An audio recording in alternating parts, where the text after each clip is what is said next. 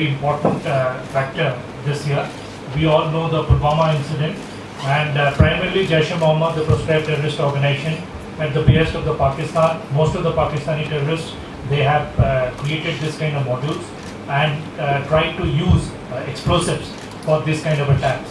This year, more than 10 serious attempts were made at different places in the valley, primarily in the district, mostly in the district of Pulwama and Shopian.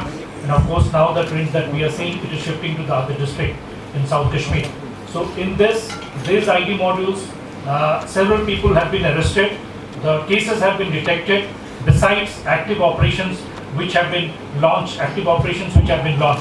Some of the key themes in this kind of incidents of Jaish-e-Mohammed, like Munna Lahori was mentioned, before that Kamran, before that Usman, all these Pakistanis were responsible for this kind of attack.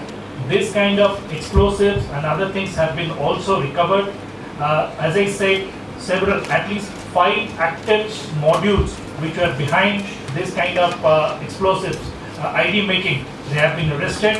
And we have also seen that sometimes these explosives are used from different, like it is stolen from different places. So we are taking a very strong step in this regard. Government has issued orders in order to regulate the explosives also, and we are working on these modules. As it was mentioned by the DGP and the co-commander, as we are speaking, there is an active operation which is going on in Shopian.